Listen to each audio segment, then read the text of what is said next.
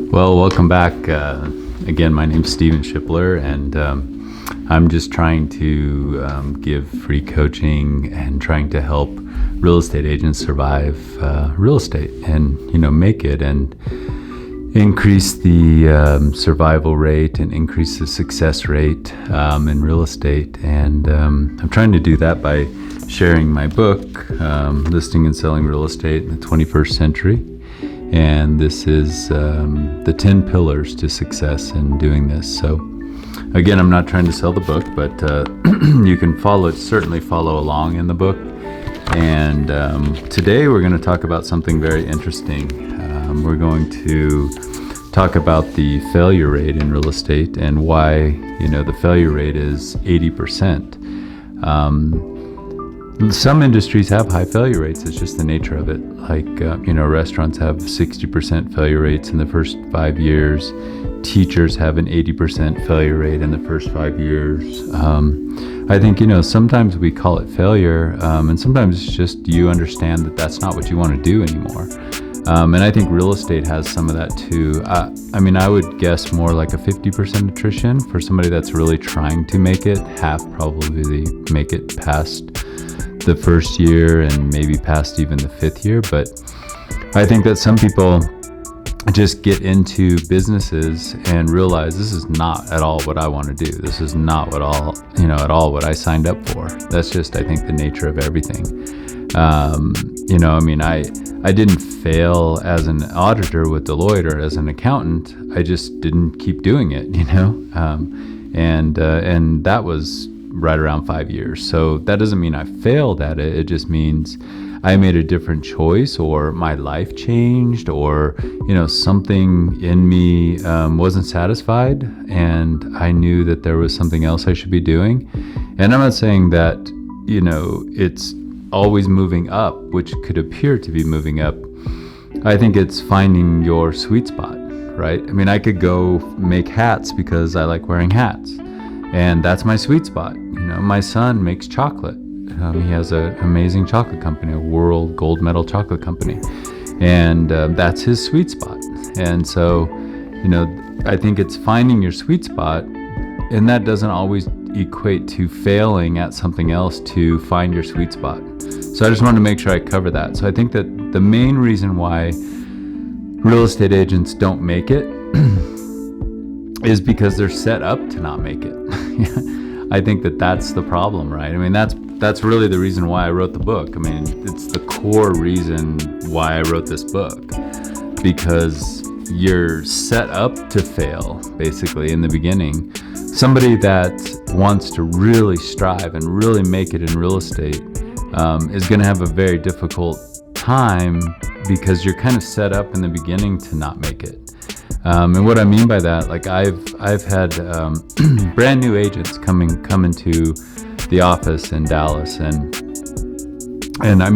these people are coming to RE/MAX, and they're brand new, and they come in and say, well, I think I should make a business card. And it's like, yeah, you should get on that.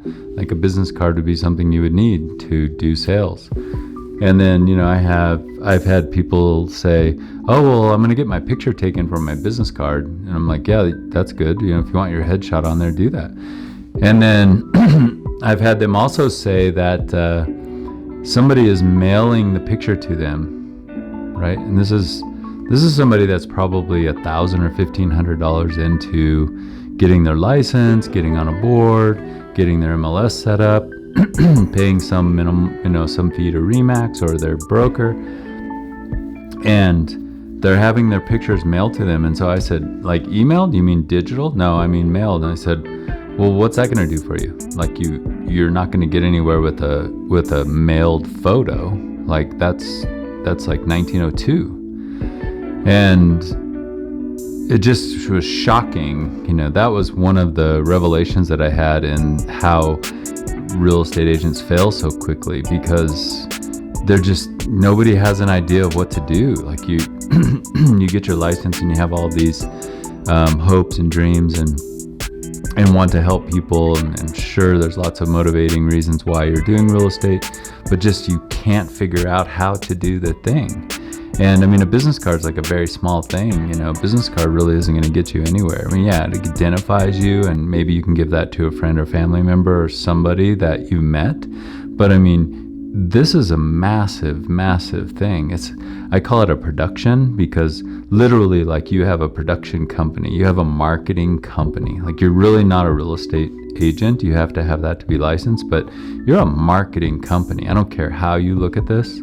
You have to have a production company, like either of yourself as the production and the marketer, or as a group of people, right?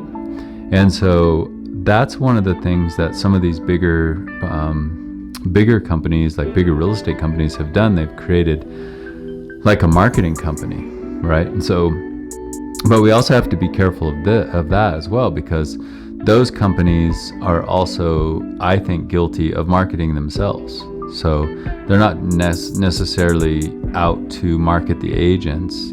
And I know you have to have brand identification, but they're not. It's just so difficult to survive, because you have to be a really good marketer. You do. And so enough of that. So that's why we're covering this today. We're covering why real estate agents fail. This is on page 13 of the book. And if you have the book, you can go to page 13. And basically what we're going to do on page 13 is we're going to cover some of these things, and just kind of talk about them briefly, and go through those. So basically what we have is on page 13, why do we fail as real estate agents? So these are the top reasons that I've seen over 20 years on why real estate agents fail. And this is one of my biggest frustrations. Like, this to me is insane, that agents can fail at such a high rate, or leave the business at such a high rate, especially the ones that I know are super good and very, very capable of doing this job, and have a decent sense of marketing and understanding of how to do that, and they still don't make it.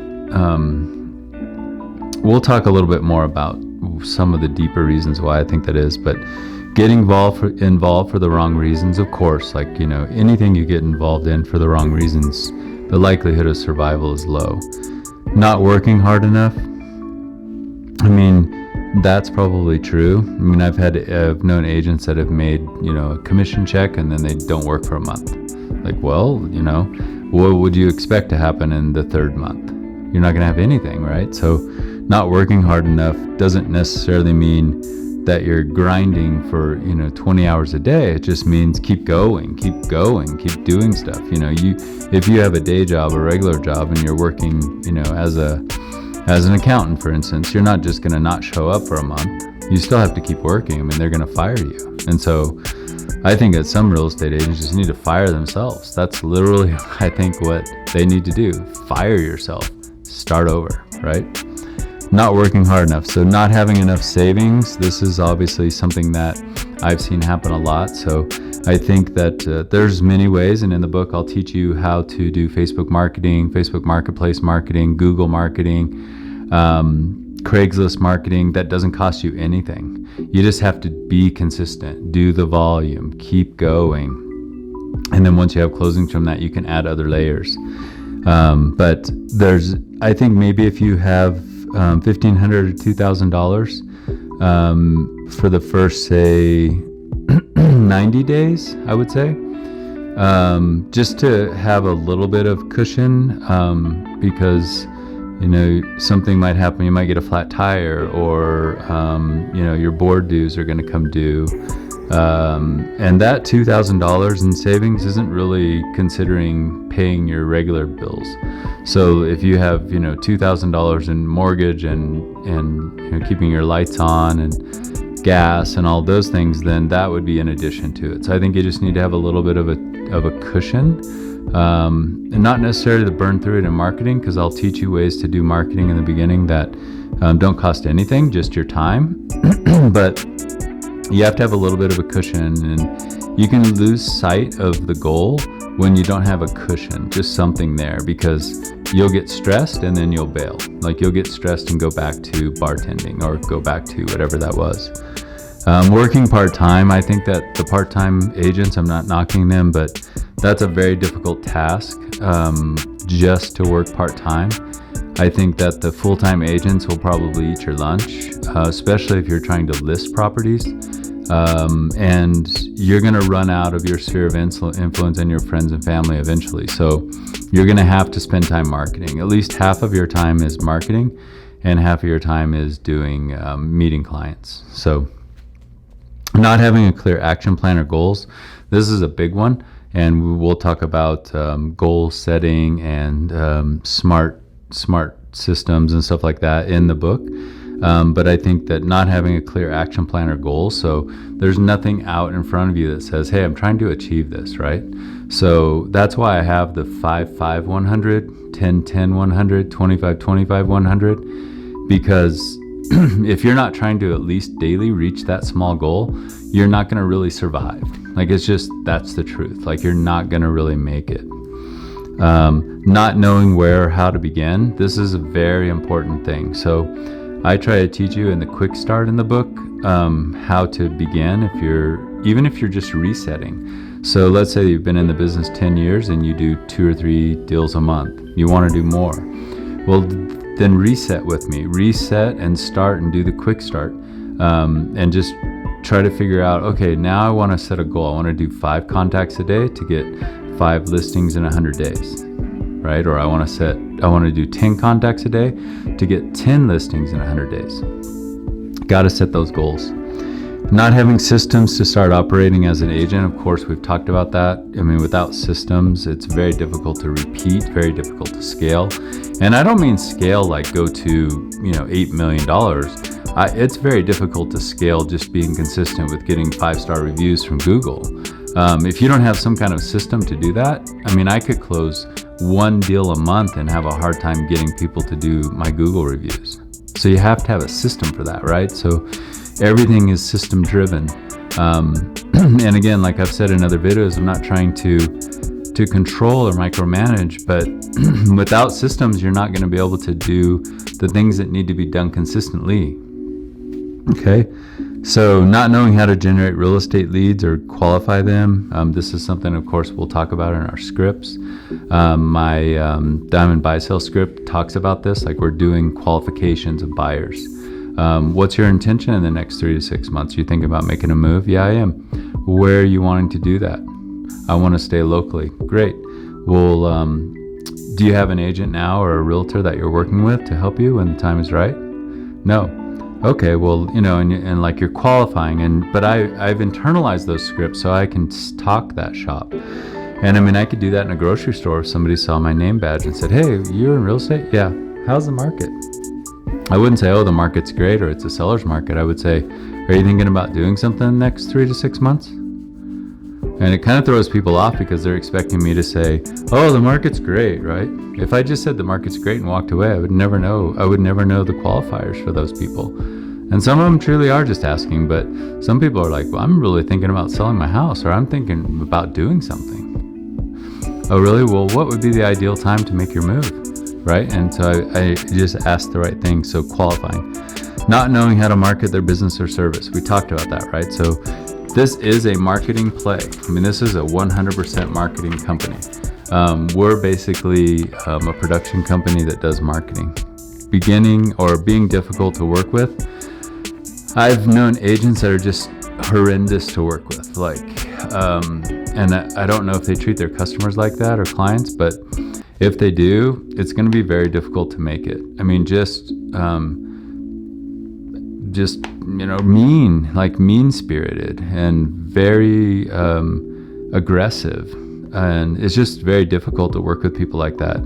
And you'll find that people just kind of want to be away from somebody that's like that. So if you're difficult to work with, recognize it, and we'll work on trying to do something with that. So inability to handle tough times. You're going to have peaks and valleys. This is the nature of the game. Of anything we do, right? We have peaks and valleys in relationships, in raising our kids. In our daily lives, there's peaks and valleys. Not just in work, but it's going to happen in work as well. So if you have a difficult time handling, the tough times, the down times, this is going to be a difficult thing to do. It's not like you're punching into work and making $13 an hour. This is something where you have to motivate yourself, and you have to motivate you to get this stuff done, to get things going, right? And again, not having a system in place, number 12. We've talked about systems. Thinking success in real estate comes easy. I've seen this time and time again. Success in real estate does not come easy. Success in real estate is driven by, this makes it easier to have a system or a playbook like this book that we have in front of us, but this isn't an easy thing. There's big time gaps between buyers and sellers, right? So if we're not consistent in everything that we do, those time gaps just keep increasing. You could be doing a lot of work today. Well, I just had a closing today, and those calls were made in August. And I listed that property at the end of August. So September, October, November, December, January, February, March, April. And that's 9 months. Think about that. 9 months. I'm not saying everything is 9 months. That was a commercial deal, but you'd have to just keep going, keep doing things, keep 5, 5, 5, 100, 10, 10, 10, or 10, 10, 100, 25, 25, 100. You got to keep going, keep thinking that way. And the number one reason is lack of training and support. So that's why we're here. So I'm trying to give some initial, training and support. Some people would call it training and coaching. I think that with a playbook, you can coach the playbook. If you think about a coach in the NBA, they're coaching the playbook, teaching the playbook, but they're also coaching, right? And coaching is the psychology of it, which is get out of your own head, don't make assumptions, those kind of things. And I think these are all very important things to consider. So that's why we're here today, just trying to get this all figured out. And that's the reason why real estate agents mainly fail, is because they don't have a good training and support system. Some of the other notes that I have here on this topic are put yourself around people, right? This is a big thing. I think that this contributes to the high failure rate. Think about COVID, and we get isolated and we start stressing and getting restless and getting short with our loved ones. I've even gotten short with the dog. Like, I just get sick of the dog, and I don't want to deal with you anymore. But, we got to be around community. That equals survival. When we're around community, it helps us be motivated and helps us know that we have a support system, right? Even if it's just the community in the office, that a lot of times is the support system. It is the way we survive, right? We go into the break room and we microwave our lunch and we talk. This is all about survival. This is about, is this the kind of culture that I want to be involved with? Are these the kind of people I want to be around, right? Just when I was heating up my lunch today, I met a new person, and it's a husband and wife team. And not only it was nice to meet new people and hear their stories and all that, but it also motivated me, right? Because I'm like, well, dang, they're also in real estate. And so that keeps me motivated. It's like, well, I should go get my calls done. And so, community is a lot of layers, but I do think that equals survival. I think that community equals survival, and it contributes to that. So, and I've seen and had lots of friends in offices that weren't able to make it. I think it's because there was no culture, no community, no life, no love, none of that stuff, no system. And so I'd like to just kind of conclude by saying that it isn't so much why real estate agents fail, it's why we're set up to fail. And I think that also a lot of real estate agents and brokers come into the business thinking they're going to get rich and buy a Lexus and do all those things in a short amount of time. That's not true either. This takes a lot of hard work and a lot of effort, and it's very, very rewarding. It is very, very rewarding when you get there. You can start buying other rental properties. You can do, big things with this. But you do have to do the work, and you have to keep consistent with that work. Find a good culture you want to be in. Don't let anybody ever stifle your dreams. Don't don't listen to naysayers. Like, always focus on what your goal is and what you're trying to accomplish. If you don't do that, you won't be satisfied either. So that's my opinion, page 13, on why real estate agents fail or are kind of set up to fail.